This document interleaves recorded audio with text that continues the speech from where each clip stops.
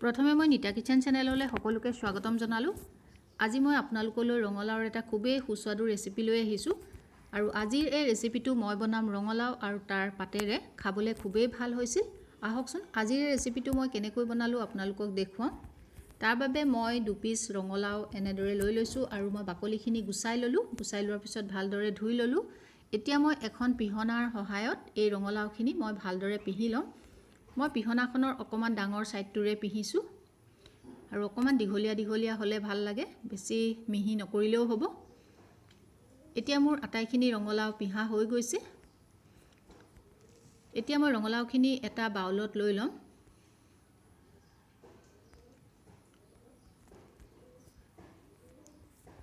এতিয়া ইয়াত মিলাব লাগিব বেসন।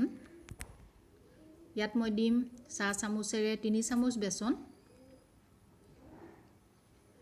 আৰু দিম চাউলৰ গুড়ি। আৰু এই চাউলৰ গুড়ি মই ঘৰতে খুন্দি শুকুৱাই ৰাখিছিলো আৰু তাৰ মই 3 চামুচ দি দিছো। আৰু লগতে দি দিছো নিমখ 1 চামুচ। নিমখটো আপোনালোকে নিজৰ সোৱাদ মতে দিব। আৰু দি দিছো গৰম মছলা আধা চামুচ আৰু আধা চামুচ ৰঙা জলকীয়া গুড়ি। আৰু এই ৰঙা জলকীয়া গুড়িটোত অকমান জ্বলা আছে আৰু ইয়াত মই হেয়াই দি দিছো। আপোনালোকে দিব বিচাৰিলে কেঁচা জলকীয়াও সৰু সৰুকৈ কুটি দিব পাৰে। এতিয়া ভালদৰে মিক্স কৰি দিছো আৰু ইয়াত পানী নিমিলালেও হ'ব আৰু ৰঙালাওৰ পৰাই যথেষ্ট পানী ওলাই আৰু এইখিনি ভালদৰে মই মিক্স কৰি ললো। এতিয়া মই হাতৰ সহায়ত এইখিনি লাডু বনাই লম। লাডুটো বনাওতে মই অকমান মাজত এনেকুৱা অকমান গাত এটা কৰি লোৱা নিচিনাকে কৰিছো আৰু তাতে মই এটা কিচমিচ ভৰাই দিছো। কিচমিচটো আপোনালোকে নিদিলেও একো নাই, যদি নাথাকে এনে দিলে ভাল লাগে। এতিয়া ভালদৰে এইখিনি লাডুখিনি মই বনাই লৈছো। এতিয়া মোৰ গোটেইখিনি লাডু বনোৱা হৈ গৈছে আৰু লাডুখিনি বনোৱাৰ পিছত এইখিনি ফ্ৰাই কৰিব লাগিব। তাৰ আগতে মই আৰু এটা বস্তু মই ৰেডি কৰি লওঁ। তাৰ বাবে মই লৈছো ৰঙালাওৰ কোমলীয়া আগখিনি আৰু তাৰ মই ঠাৰিবিলাক ব্যৱহাৰ নকৰো। গোটেই আগখিনি মই এয়া ভালদৰে বাছি পেলাই ভালদৰে ধুই ললো। এতিয়া মই এইখিনি সৰু সৰুকৈ কুটি লম আৰু মিক্সিৰ জাৰটোত দি দিম। আপোনালোকে বিচাৰিলে ৰঙালাওৰ আগখিনি অকমান সিজাই পেষ্ট বনাই ল'ব পাৰে, কিন্তু মই এনেকৈ কেঁচাকৈ দি দিছো। কেঁচাকৈ দিলে আসলতে ভালকৈ ভাজিব লাগে। আৰু লগতে মই মিলাই দিম এটা বিলাহী আৰু কেইডোখৰমান আদা আৰু দুটা মই পিয়াজ কাটি লৈছো, সেইখিনিও দি দিম আৰু দুটা জলকীয়া। আপোনালোকে যদি বিচাৰে ইয়াত নহৰু অকমান ব্যৱহাৰ কৰিব পাৰে, মই পিছে নহৰু দিয়া নাই। এতিয়া মই ঢাকনখন মাৰি দিম আৰু এইখিনি পেষ্ট বনাই লম। এতিয়া মোৰ এইখিনি পেষ্ট বনোৱা হৈ গ'ল। এইখিনি মই বাটি এটাত উলিয়াই ৰাখিছো।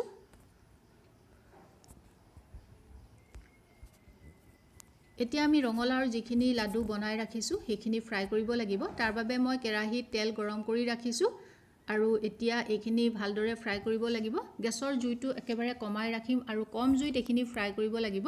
চাব যাতে ভিতৰলৈকে এইখিনি ভালদৰে সিজি যায়। ৰঙচুৱা হোৱালৈকে ভাজিব লাগিব।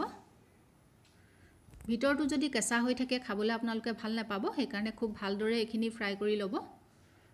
এনেদৰে মই বাকি থকা লাডুখিনিও ফ্ৰাই কৰি ল'ম। কম জুইত ফ্ৰাই কৰিলে আসলতে ভিতৰখন ভালকৈ সিজে। এতিয়া এইখিনিও হৈ গৈছে। মই এইখিনিও প্লেটত উঠাই ৰাখিছো আৰু এইখন কেৰাহীত মই এতিয়া নবনাও, বেলেগ এখন কেৰাহী গেছৰ ওপৰত উঠাই দিম আৰু তাৰে তেল অকমান ইয়াতে দি দিম। মই এনেকুৱা হেতা এখনেৰে দুহেতা দি দিছো। তেলখিনি গৰম হ'লে ইয়াত মই এতিয়া আধা চামুচ গোটা জিৰা দি দিছো আৰু লগতে দি দিম এটা শুকান জলকীয়া। জিৰাকেইটা যেতিয়া ভালদৰে ফুটি উঠিব আৰু ধুনীয়া এটা গোন্ধ ওলাব, তেতিয়ালৈকে এইখিনি লৰাই থাকিব লাগিব। আৰু লগতে মই সৰুকৈ এডোখৰ ডালচেনি দি দিছো। ডালচেনি দিলে গোন্ধটো খুব ধুনীয়া হয়। এতিয়া মই ইয়াতে দি দিছো পিয়াজ আৰু যিখিনি ৰঙালাওৰ পাত মই পেষ্ট বনাই থৈছিলো সেইখিনি দি দিছো। তেলত দিয়াৰ পিছত এইখিনি খুব ভালদৰে ভাজিব লাগিব আৰু প্ৰথমতে জুইটো অকমান বঢ়াই ভাজিব আৰু যেতিয়ালৈকে ইয়াৰ কেঁচা গুণটো গুচি নাযায় তেতিয়ালৈকে এইখিনি ভালদৰে ভাজিব লাগিব আৰু ভালদৰে নাভাজিলে খাবলৈ আপোনালোকে বেয়া পাব। এতিয়া মই তাতে 1 চামুচ হালধি পাউডাৰ দি দিলো আৰু 1 চামুচ নিমখ দি দিছো।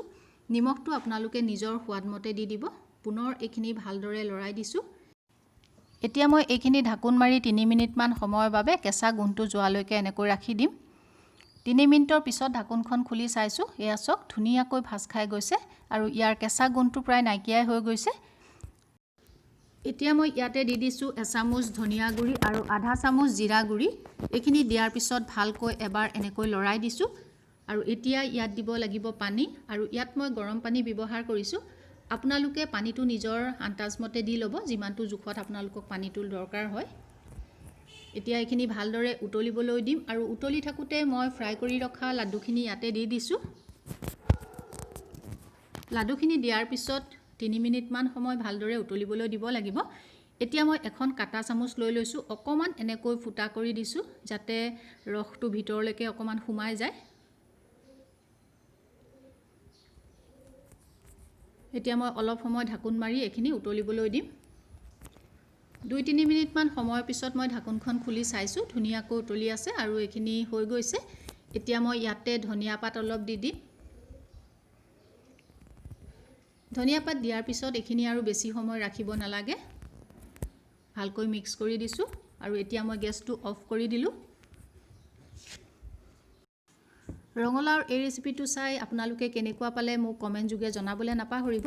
আৰু আগতে যদি কেতিয়াও বনোৱা নাই নিশ্চয় এবাৰ বনাই খাই চাব। ভিডিঅ'টো চোৱাৰ বাবে আপোনালোকলৈ বহুত বহুত ধন্যবাদ থাকিল। পুনৰ লগ পোৱাৰ প্ৰতিশ্ৰুতিৰে আজিলৈ আহোঁ।